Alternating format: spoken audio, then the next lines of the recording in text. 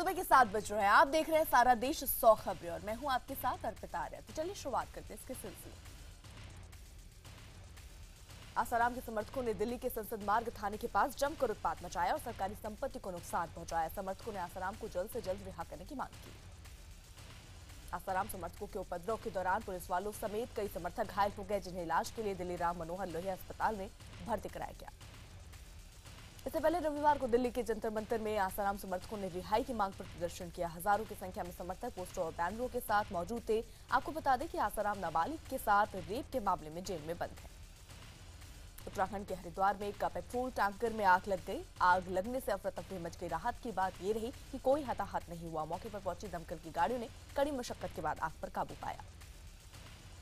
उत्तराखंड के उत्तरकाशी में वरुणावत पर्वत की तलहटी में गुफियारा बस्ती के पास जंगलों में आग लग गई। तेज हवा की वजह से आग ने कुछ ही देर में भीषण रूप ले लिया। देखते ही देखते आग ने लोगों के घरों को अपनी चपेट में ले लिया। लोगों ने किसी तरह घर में घुसी आग को तो बुझा लिया, लेकिन जंगल अब भी धू धू कर चल रहे हैं। जम्मू कश्मीर के रियासी जिले के तनपाल के जंगलों में भी आग लग गई। आग को बुझाने की कोशिशें तेज कर दी गई हैं, लेकिन पूरी तरह आग पर काबू पाया नहीं जा सका है। पूरे इलाके में अलर्ट जारी कर दिया गया है। राजस्थान के रिको इलाके में एक प्लास्टिक फैक्ट्री में आग लग गई। आग इतनी भयानक थी कि फैक्ट्री में रखा सारा प्लास्टिक का सामान जलकर खाक हो गया। हालांकि फैक्ट्री मालिक के परिवार को पुलिस ने बचा लिया। नोएडा के सेक्टर 26 में सिलेंडर ब्लास्ट के बाद भीषण आग लग गई। आग इतनी भयानक थी कि एक दुकान को अपनी चपेट में ले लिया। हालांकि दमकल विभाग ने कड़ी मशक्कत के बाद आग पर काबू पा लिया। दिल्ली के मुखर्जी नगर इलाके के पास जंगलों में आग लग गई। धीरे धीरे आग रिहायशी इलाके तक और बढ़ी, लेकिन समय रहते फायर ब्रिगेड की टीम ने आग पर काबू पा लिया।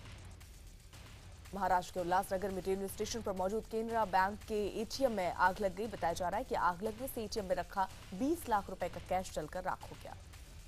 कानपुर में बारात देखने की होड़ में एक मकान का छज्जा गिर गया। हादसे में मकान के छज्जे पर खड़े होकर डांस देख रही करीब 40 से ज्यादा महिलाएं गिरकर घायल हो गई। गुजरात के जूनागढ़ में एक शेर कुएं में गिर गया। सूचना मिलने के बाद वन विभाग की टीम मौके पर पहुंची और कड़ी मशक्कत के बाद शेर को सही सलामत कुएं से बाहर निकाला गया। एमपी के ग्वालियर में एक प्रेमी को पुलिसकर्मी की बेटी से प्यार करना महंगा पड़ गया। जब प्रेमी प्रेमिका बाइक में घूम रहे थे, उस दौरान प्रेमिका के भाई ने लड़के की जमकर पिटाई कर दी। यूपी के बांदा में देर रात शराब के नशे में धुत दो रईसजादों ने जमकर हंगामा किया। पहले तो तेज रफ्तार ऑल्टो कार में सवार दोनों युवकों ने दूसरी कारों में टक्कर मारी, फिर टक्कर मारकर एक शख्स को घायल कर दिया।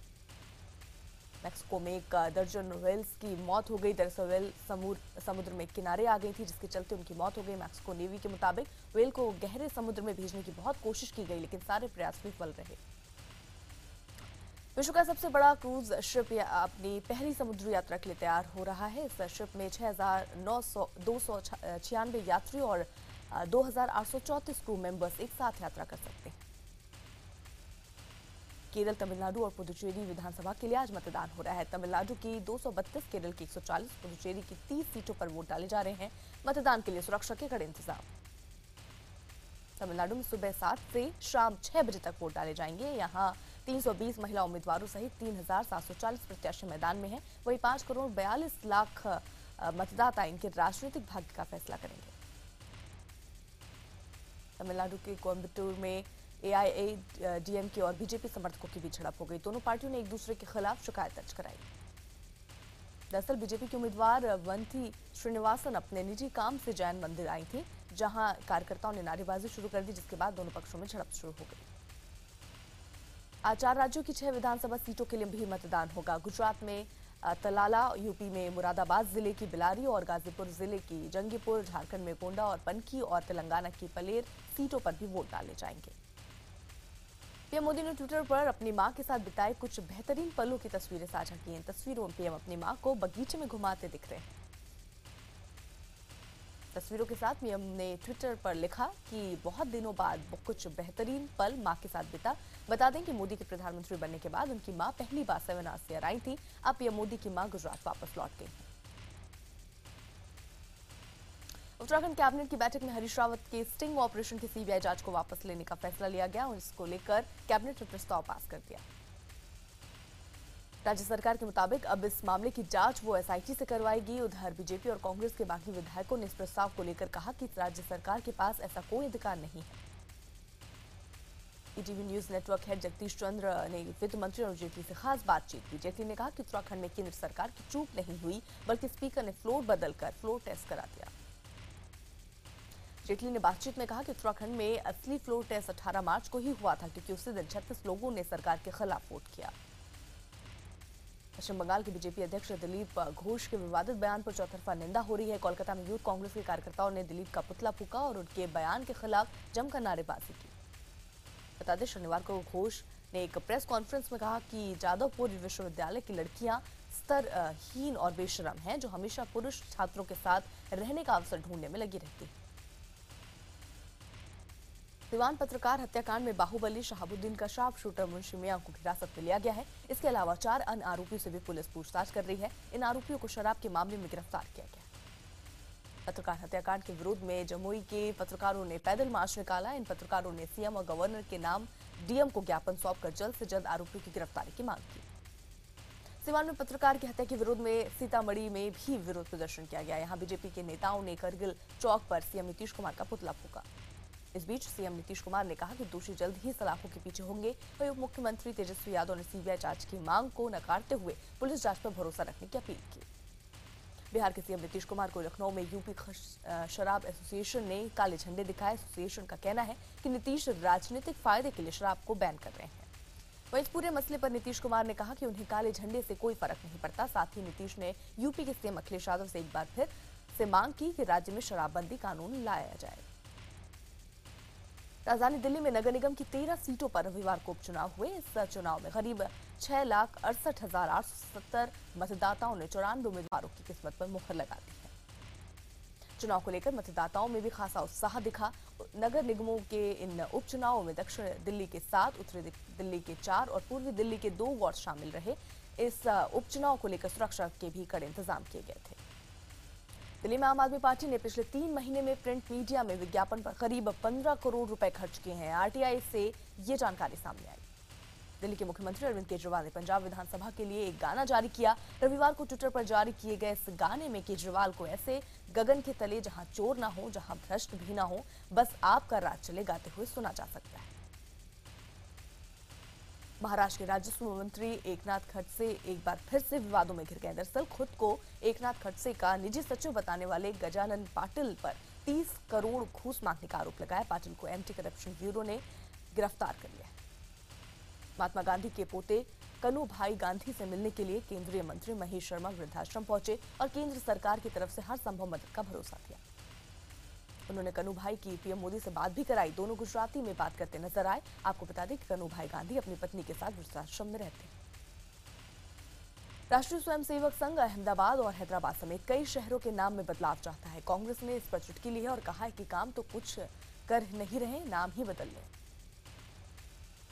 ये गुरु बाबा रामदेव ने यूपी के सीएम अखिलेश यादव से मुलाकात की। साथ ही पतंजलि के उत्पादों को यूपी में बढ़ावा देने की अपील भी की। अमेरिका से F-16 लड़ाकू विमान का सौदा खटाई में पड़ने से पाकिस्तान तिलमिला गया है। पाकिस्तान ने भारत पर सौदे में अड़ंगा डालने का आरोप लगाया। पाकिस्तान के रक्षा मंत्री ख्वाजा आसिफ ने भारत पर आतंकवाद फैलाने का भी इल्जाम लगाया। सूखे से जूझ रहे महाराष्ट्र के लातूर का जायजा लेने के लिए बीजेपी के 12 सांसद रविवार को लातूर पहुंचे। लातूर में बीजेपी कार्यकर्ताओं ने पटाखे जलाकर इन नेताओं का स्वागत किया। केंद्रीय मंत्री उमा भारती के दिल्ली में अकबर रोड के घर पर तैनात एक सिपाही ने आत्महत्या कर ली। 44 साल के हेड कांस्टेबल ब्रजेश पाल दिल्ली पुलिस की सिक्योरिटी यूनिट में तैनात था। समाजसेवी अन्ना हजारे को एक बार फिर से जान से मारने की धमकी भरी चिट्ठी मिली है। अहमदाबाद नगर जिले के निवासा तहसील के अबादास लश्करे के नाम से ये चिट्ठी लिखी गई। हजारे को जेड सिक्योरिटी की सुरक्षा मिली हुई है। एसपी सुप्रीमो मुलायम सिंह के संसदीय क्षेत्र आजमगढ़ के निजामाबाद में रविवार शाम एक बार फिर से बवाल हो गया। इससे पहले इस इलाके में रविवार सुबह भी बवाल हो गया था, जिसमें पुलिस और कुछ प्रशासनिक अधिकारी घायल हो गए थे। सीबीआई ने गृह मंत्रालय में अंडर सेक्रेटरी आनंद जोशी को गिरफ्तार कर लिया। फिलहाल सीबीआई उनसे पूछताछ कर रही है। जोशी पर एनजीओ को मनमाने तरीके से फायदा पहुंचाने का आरोप है। निरंकारी बाबा हरदेव सिंह महाराज का पार्थिव शरीर आज सुबह कनाडा से दिल्ली लाया जाएगा। अंतिम दर्शन के लिए उनके पार्थिव शरीर को बुराड़ी रोड स्थित ग्राउंड नंबर 8 में आज दोपहर से मंगलवार रात तक रखा जाएगा, जबकि अंतिम संस्कार बुधवार को निगम बोट घाट पर किया जाएगा। इस साल मानसून आने में 1 हफ्ते की देरी हो सकती है। मौसम विभाग के मुताबिक केरल में 7 जून तक मानसून आने की संभावना है। बुंदेलखंड के छतरपुर में पत्थरों के नीचे से अचानक 3 गड्ढों से पानी निकलने के बाद लोगों की भीड़ लग गई। लोगों का दावा है कि ये गंगा का पानी है जो चमत्कारिक रूप से प्रकट हुआ है और इस पानी के पीने से सारे शारीरिक दुख और दर्द दूर हो जाते हैं। लोगों का तो यहाँ तक दावा है कि इस पानी में नहाने से एक लकवा पीड़ित व्यक्ति पूरी तरह से स्वस्थ हो गया। हालत ये है कि यहाँ पर सुबह से शाम तक पूजा का दौर चलता रहता है। बता दें, बुंदेलखंड सूखे की चपेट में है। ऐसे में पानी कहाँ से आ रहा है, ये शोध का विषय जरूर है। राजस्थान के भरतपुर जिले में पानी की किल्लत से परेशान महिलाओं ने प्रशासन के खिलाफ नारेबाजी की और लाइन लगाकर सड़क पर जाम कर दिया। मुंबई के कलावा स्टेशन पर ट्रेन में लापरवाही से चढ़ने के दौरान गिरकर एक शख्स की मौत हो गई। गिरते हुए शख्स को बचाने के लिए दूसरा युवक उसे पकड़ने की कोशिश करता रहा, लेकिन उसे बचा नहीं पाया। राजस्थान के अजमेर में एक सरकारी अस्पताल में 5 नवजात की मौत का मामला सामने आया है। मृतक बच्चों के परिजनों ने अस्पताल के डॉक्टरों पर लापरवाही का आरोप लगाया। पंजाब के गुरदासपुर में एक ड्राइवर को घायल कर कुछ संदिग्धों ने जिस कार को छीना था वो भारत पाकिस्तान बॉर्डर से सटे दोस्तपुर गांव से बरामद हुई है। हालांकि कार छीनने वाले संदिग्धों का फिलहाल कुछ पता नहीं चल पाया। कैलाश मानसरोवर यात्रा के लिए तैयारियां शुरू हो गई हैं। इस दौरान श्रद्धालुओं को पहाड़ी व्यंजन और लोक संस्कृति से भी रूबरू होने का मौका मिलेगा। बता दें, कुमाऊं में यात्रियों का पहला जत्था 12 जून को पहुंचेगा। बिहार में हर साल होने वाले सीतामढ़ी महोत्सव का रविवार को उद्घाटन किया गया। इस मौके पर बिहार के अलग अलग हिस्सों से आए कलाकारों ने अपनी कला से लोगों का भरपूर मनोरंजन किया। पटना के पीएमसीएच अस्पताल में मरीज की मौत से गुस्साए परिजनों ने जमकर हंगामा किया। लाठी डंडे से लैस कुछ युवक अस्पताल के इमरजेंसी वार्ड में घुसे और वहां जमकर तोड़फोड़ की और अस्पताल में तैनात डॉक्टरों और मरीजों के परिजनों से मारपीट की। जूनियर डॉक्टरों से मारपीट की इस घटना के बाद जूनियर डॉक्टरों ने काम करना बंद कर दिया, जिसके चलते पुराने मरीज वहां से जाने लगे हैं, तो वहीं नई मरीजों की भर्ती नहीं हो रही। इलाहाबाद के अल्लापुर में शनिवार रात से गायब 13 साल की लड़की का शव पानी टंकी के पास एक गली में मिला, जिसके बाद स्थानीय लोगों ने जमकर हंगामा किया। उत्तराखंड में इस बार चारधाम यात्रा के दौरान प्रशासन ने सुरक्षा व्यवस्था को लेकर हर जगह सीसीटीवी कैमरे लगवाए हैं। प्रशासन इस बार यात्रियों, घोड़े और खच्चरों की गतिविधियों पर भी पैनी नजर रख रही है। कानपुर में एक प्राइवेट कॉलेज के डायरेक्टर पर छेड़खानी का आरोप लगाते हुए लड़कियों ने कॉलेज के गेट पर जमकर हंगामा किया। छात्राओं का आरोप है कि डॉक्टरेट लड़कियों को अकेले में बुलाकर अश्लील हरकतें करता है। एमपी के वडवानी में एक ट्रैक्टर ने एक शख्स को रौंद दिया, जिसके बाद गुस्साए गांव वालों ने ट्रैक्टर को आग के हवाले कर दिया और हाईवे को जाम कर दिया। हैदराबाद में एक 20 साल की युवती से गैंगरेप का मामला सामने आया। रेप का आरोप एक सरकारी अधिकारी और उसके 3 साथियों पर लगा है। फिलहाल चारों आरोपी फरार। हरियाणा के सोहना में अपने रिश्तेदार के घर आई एक गर्भवती महिला को लिफ्ट देकर उसके साथ गैंगरेप करने का मामला सामने आया। पुलिस ने महिला का मेडिकल करवाकर आरोपी की तलाश शुरू कर दी। पंजाब के संगरूर में घर से उठाकर एक 9वीं कक्षा की छात्रा से गैंगरेप करने का मामला सामने आया। रेप का आरोप गांव के ही एक युवक पर लगा है। पंजाब के पटियाला में एक सरकारी टीचर पर 2 छात्रों से अश्लील हरकत करने का मामला सामने आया। मामला सामने आने के बाद पीड़ित बच्चों के अभिभावकों ने टीचर के खिलाफ सख्त से सख्त कार्रवाई की मांग की।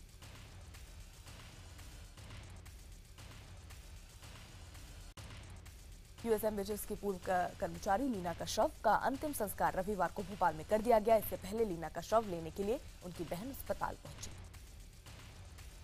इंदौर में डॉक्टर के सामने ही उसके 35 साल के बेटे की गोली मारकर हत्या कर दी गई। दरअसल 5 महीने पहले हमलावर के बेटे को अगवा कर उसकी हत्या कर दी गई थी। आरोपियों को डॉक्टर का अपहरण का शक था।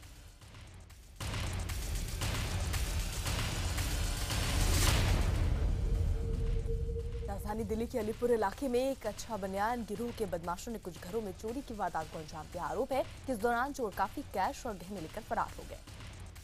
दिल्ली के द्वारिका में सिरफिरे आशिक ने एक नाबालिग लड़की को चाकू मार दिया। यही नहीं, उसने लड़की पर तेजाब भी फेंक दिया। मौके पर मौजूद लोगों ने आरोपी लड़की को पकड़कर पुलिस के हवाले कर दिया। दिल्ली के वसंत विहार थाने के बाहर नेपाल की रहने वाली एक युवती ने जमकर हंगामा किया। इस युवती ने लेडी पुलिस कांस्टेबल को थप्पड़ मारे। बताया जा रहा है कि नेपाली मूल की रहने वाली इस लड़की का एक ऑटो वाले से कुछ झगड़ा हो गया।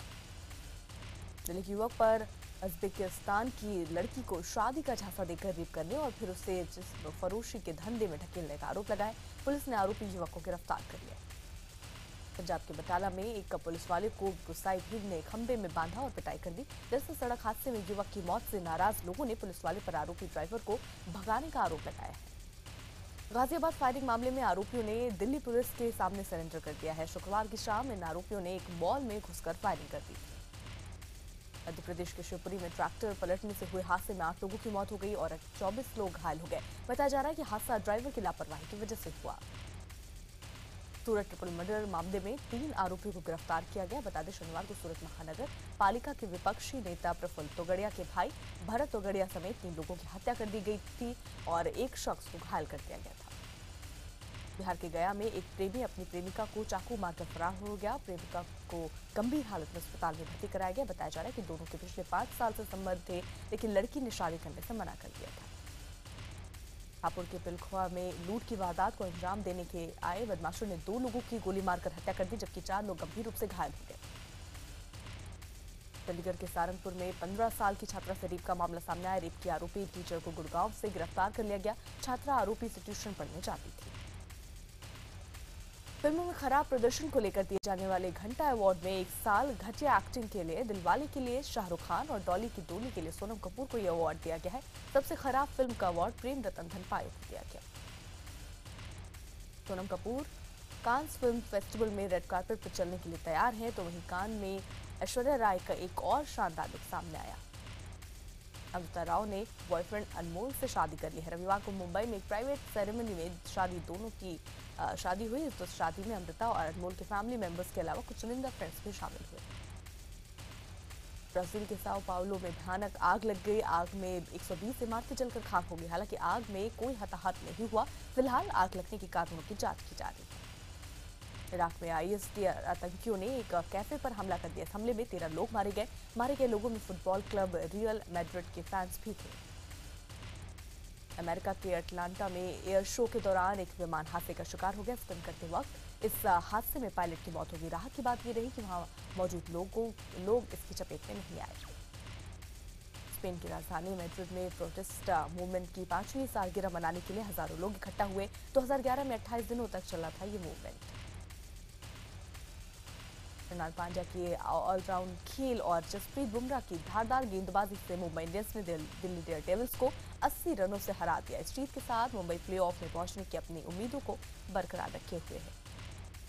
मुंबई की जीत के हीरो रहे कृणाल पांड्या। तीसरे नंबर पर उतरे कृणाल ने केवल 37 गेंदों पर 7 चौकों और 6 छक्कों की मदद से 86 रन बनाए। उन्होंने गुप्टिल के साथ दूसरे विकेट के लिए 8.2 ओवर में 98 रनों की साझेदारी की।